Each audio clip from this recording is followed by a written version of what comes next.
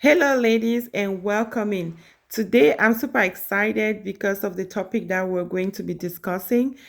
Today's topic will be talking about how to 10x your upcoming year. It is currently December of 2024, and we're looking forward to 2025. So, I want to talk to you today about how we can all 10x next year so that it will be an unforgettable year. They say proper planning prevent poor performance. So if you plan properly for next year will definitely be an unforgettable year in your life. So I have four stages that I will go ahead and talk about today, and I will go ahead and get started. Our first stage on how to 10x your next year will be, first of all, look at the current year. Look at what actually you wanted to get done this year. Go back and look at the goals that you set up for yourself for this year.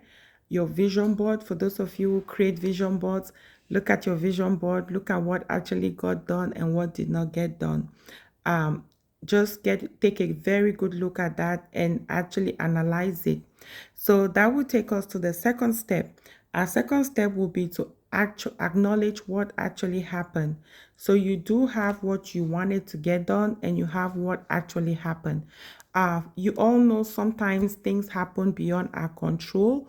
Maybe something happened that you weren't expecting, but some of the things you definitely did plan for and you also were successful and had it done.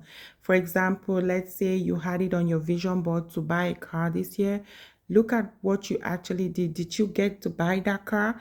If you did, then give yourself a pat on the shoulder. Good job, you did something.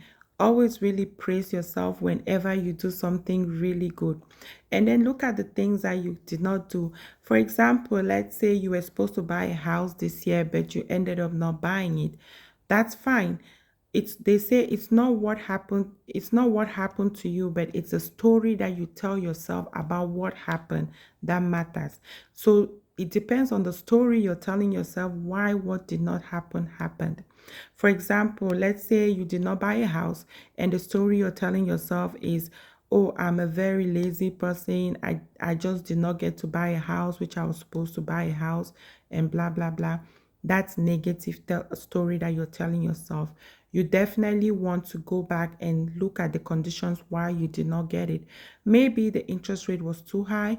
Maybe you didn't work on your credit score as fast as you wanted to work on your credit score. There could be so many different reasons why that did not get done. So make sure you're not telling yourself something negative or really beating yourself down. Always look at what you learned from what you did not succeed to do. They say always look at your failures as something as an experience. So look at what didn't get done and take that as an experience, like what you're going to do better next time. So that will be the second aspect. Acknowledge what actually get done, what actually got done and what did not get done. And change the story that you're telling yourself for things that did not get done. Don't blame yourself. Don't be too hard on yourself. Learn from it and work hard to make it better. Now, let's go to my third stage. The third stage will be to learn from your experience. I already talked about that though. So, learn from the things that you did not get done this year. For example, like we talked about the house story. Why did you not buy the house? Maybe the interest rate was too high. Maybe you didn't see the exact house that you really wanted to buy. Maybe you didn't save as much money like you wanted to. I also want to say that there are things that are within your control and there are things that are out of your control. For example, in my own life, there are so many things that I had set up to have to get to do this year, but this year, I did achieve some of those things, and there's some things that I didn't get to, and I never got to achieve them. And there were some things that happened too that I could also blame it on things that happened that I didn't plan for. For example, we had a water damage in our house this year, and we had to live in an Airbnb for almost 6 months now. So that really kind of threw me back. I'm not blaming that for not having achieved all my goals, but it depends on what kind of story I tell myself. I'm not going to tell myself I'm a failure because I had a water damage and I didn't get to do all the things I wanted to do. I'm going to tell myself you make your plans and God has his own plan. And then I'm going to look at the lessons that I learned from the things that actually happened that were beyond my control. For example, what lessons am I currently learning from this water damage? I've learned so much lessons that I can't even explain on this video. That will probably be another video. But the one main lesson that I learned was that we don't have control over anything. God does have control. We can have control, or we think we do, but we really don't. So that's the first lesson that I would say I learned. There are so many lessons that I did learn. So the first thing is, tell the story. What story are you telling yourself? The most important thing is, what story are you telling yourself for things that did not get done this year? And then let's go to the last stage. The last stage will be to adjust your behavior. So how do you want to 10x your upcoming year? So how can you get yourself ready for next year so that you can make it a 10x year? If you're liking the video so far, please subscribe on this channel so you can get very important informations like this. Share the video if you want. So now, how do you get to plan for next year so it'll be a 10x year? First of all, set up SMART goals. We talk about SMART goals all the time. Your goals has to be specific, it has to be measurable, it has to be it has to be specific, it has to be measurable, it has to be attainable, it has to be relevant, and it has to be time bound.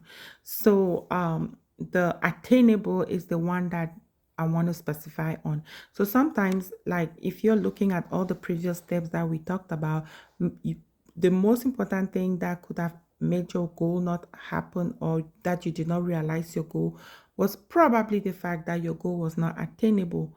Maybe you set unrealistic goal. So go back and look at the goals you set. Was it really realistic? Is that something you can actually get to achieve?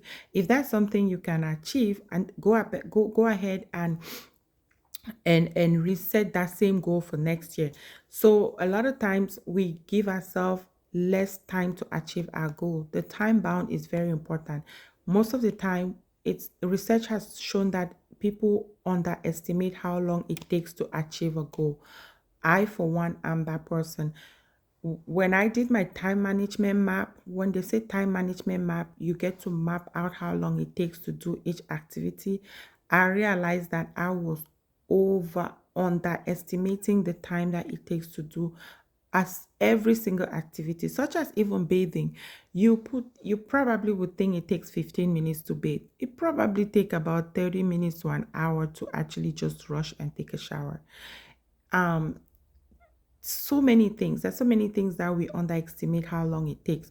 And that also applies to our goals. Sometimes we think we can achieve a goal in 1 year when you probably need 3 or 4 years to achieve that goal. So, and another thing will be, break it down into small chunks.